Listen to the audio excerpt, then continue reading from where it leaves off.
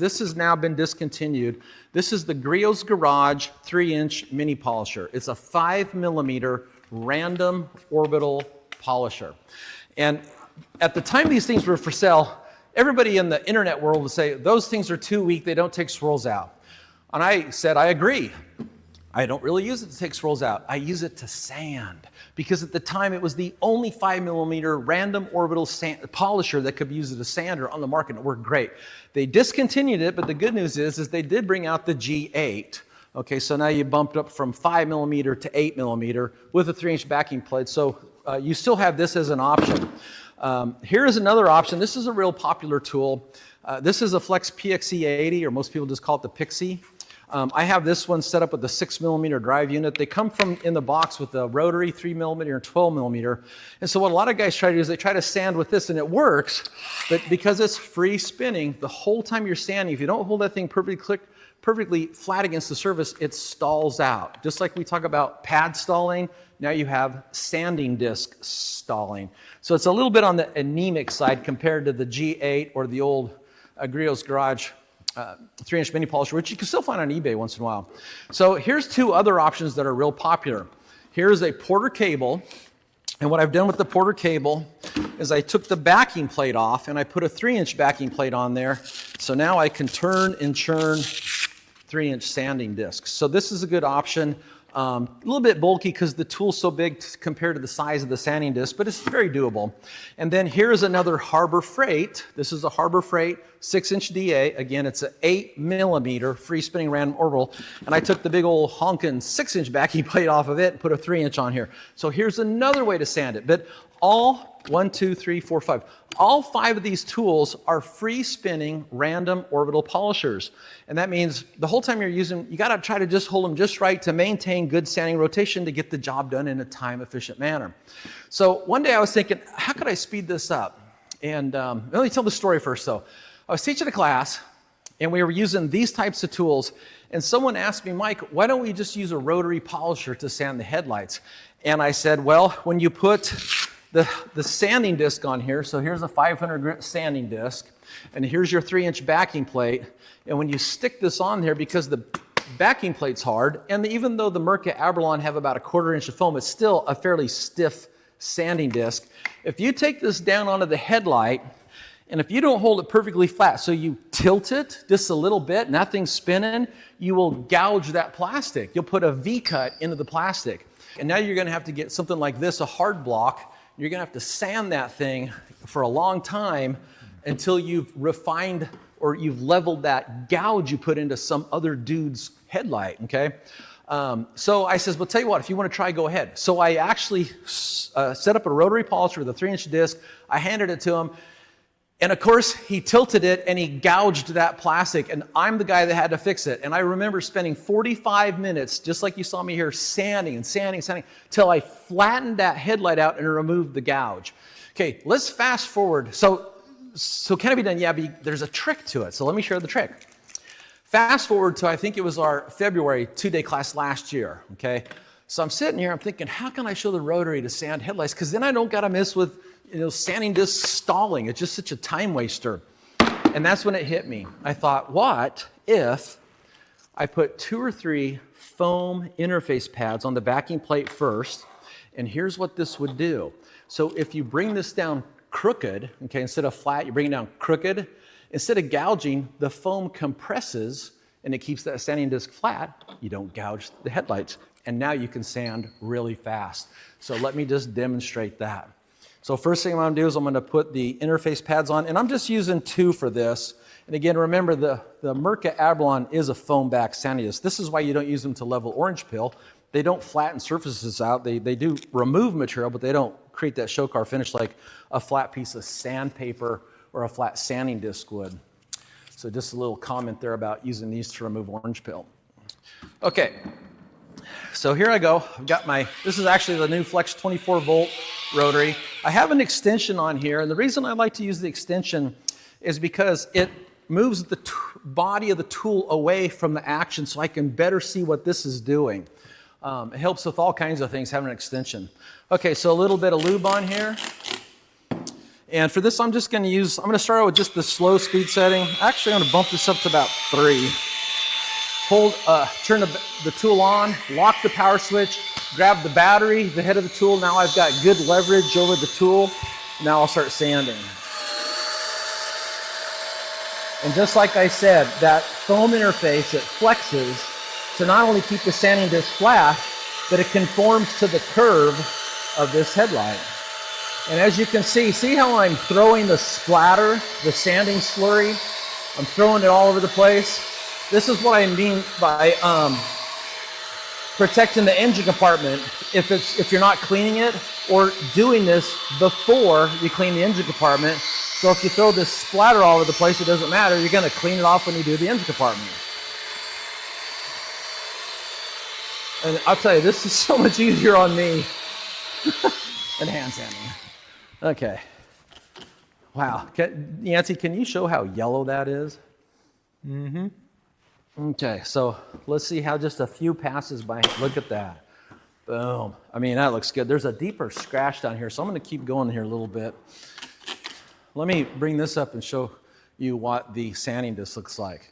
So that's old headlight material that's coming off there. And let me just grab a nylon brush here, see if I can't peel some of that off so I get better sanding action. Here's just a nylon brush and just, okay, get the plastic off there. Should cut a little bit better. Oops, sanding lube. Okay.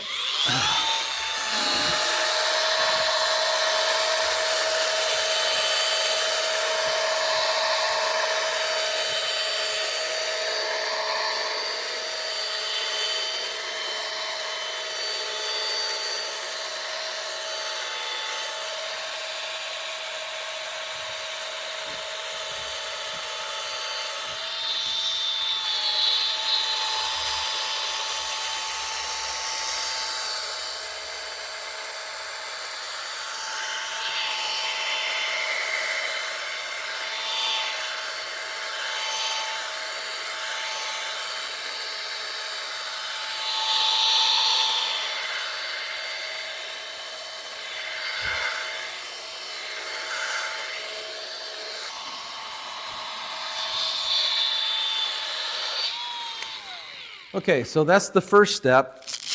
And just like I was explaining by hand sanding, you really want to get the bulk of any defect removal you want to get done with this first step. The next sanding disc I'm going to use is 1000 grit, and it will continue to remove oxidation, swirls, and scratches, but you really want to try to nail that in the first step, so the rest of the steps are just refining. So this is, let me double check, there's 1000 grit, so we're going from 500 to 1000, and as you look at this, look how horribly sanded this is. Let's get a screenshot of that too before I refine it. Because what's going to happen is I work my way all the way up to, say, 3000 grit. That's going to start to look like I already polished it.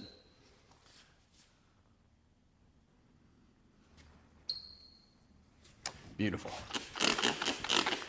Okay.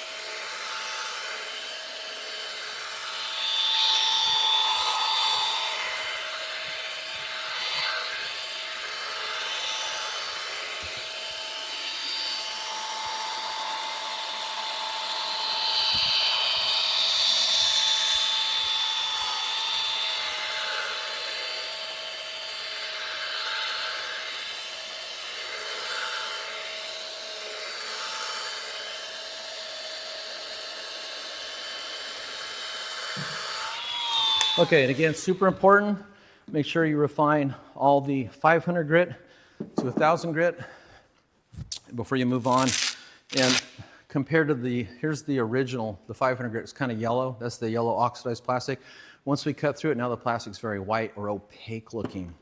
Okay, so next is 2000 grit.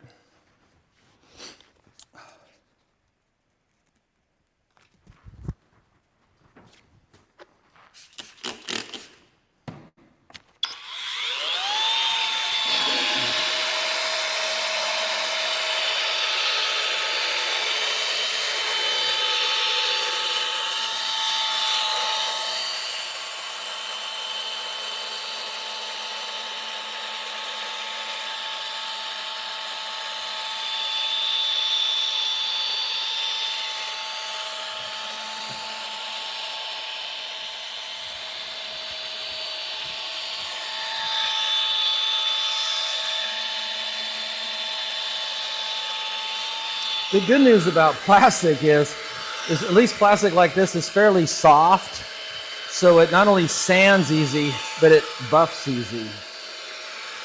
So it'll be a lot easier to get your sanding marks out, especially if you're refined to a really high grit. In the Mirka Abralon, I think they go from 500, 1,000, 2,000, 3,000, and you can actually go all the way up to 4,000. So you have a lot of options there.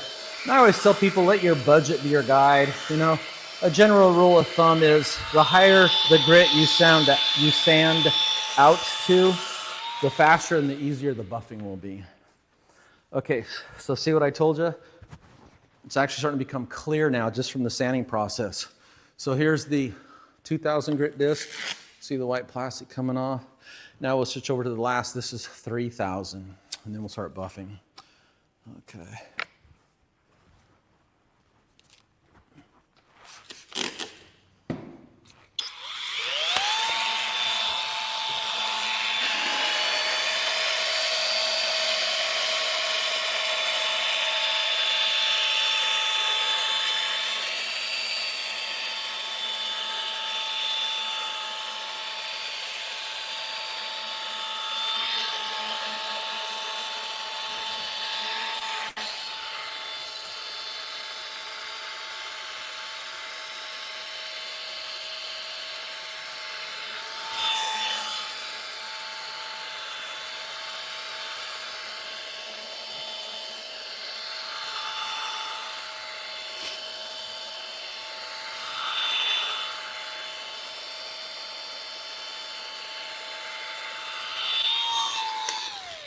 Okay, I'm going to call that good.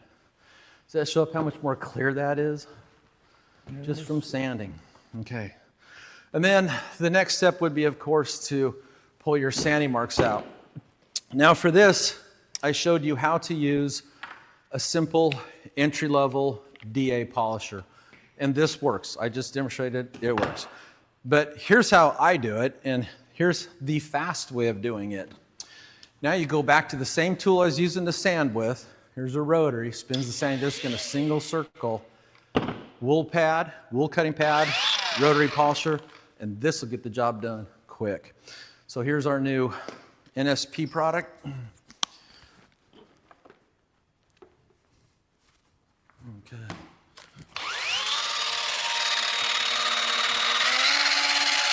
Got it?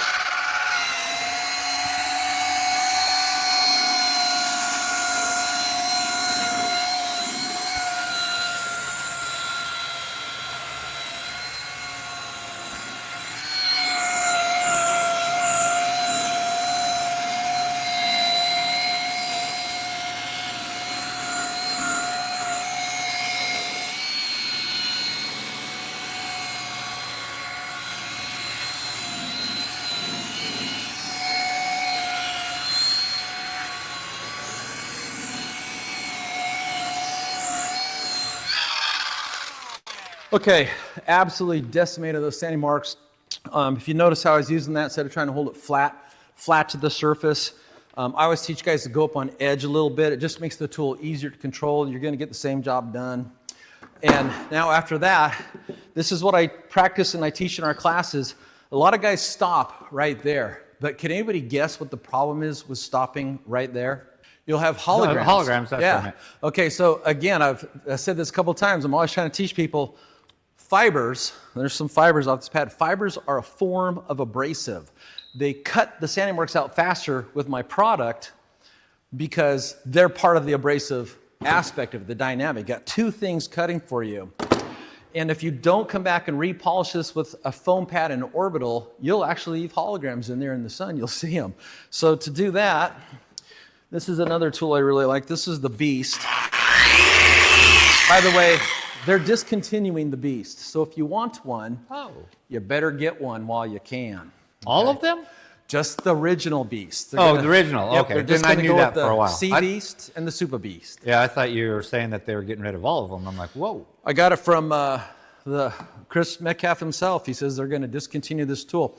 Now, the good news is Harbor Freight makes a copy of this, but the difference is, even though the Harbor Freight costs a lot less, it doesn't come with the 7-function microprocessor, which all the Flex tools come with, which do a whole lot of things. I got an article that if you're interested to see, but that's sometimes, you know, you look at the outside of the tool and go, oh, they're the same thing, but on the inside, they're different.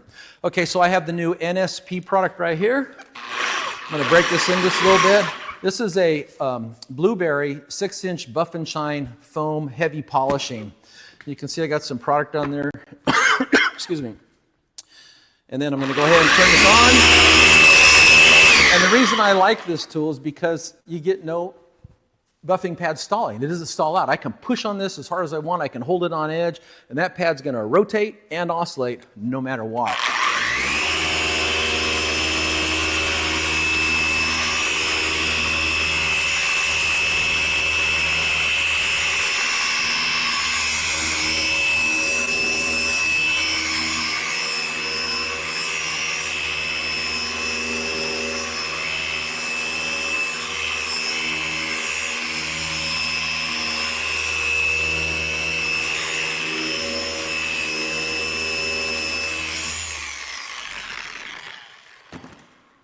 That is ready to coat. Okay. And I can tell just by looking at it, the results here are better than over here. I mean, So I just switched to the wide cam. Okay. And you can see the difference between the two. Yeah, so it's just, you know, look, machine always outperforms the hand. Watch that movie, The Terminator. Who wins? The machine, okay? Okay, so here's the Dr. Beasley's Headlight coating prep. Go ahead and just wipe this to chemically clean it off. Even though our primers are all coating compatible, it's just an extra step you can do. You could skip it if you want to. Then the headlight coating. And while I'm putting the coating on this side, since it's been probably close to 30 minutes, I'll go ahead and hit the other side too. Get 2 layers on there. For my friend Nick, who let us borrow his Toyota. Thanks, Nick. I know you're watching. Okay, so then come back down here just like we did before. Put the coating on. A lot of guys like to box the panel or the headlight and then do a crosshatch pattern. I saw a friend of mine talking to people, you can do circles if you want to. It really doesn't matter. The whole point Just of it cover is the whole surface. you just want to get 100% on there, then wait 30 seconds and wipe off, level it and wipe off the excess. And I'm telling you right now, we could have never done this with toothpaste. And I know some people's going, well, Mike, that wasn't a very fast process. Well, these headlights were really bad. No, they were. They were really bad. Okay, we'll pull the tape off. Oops, let me get to the beauty shot.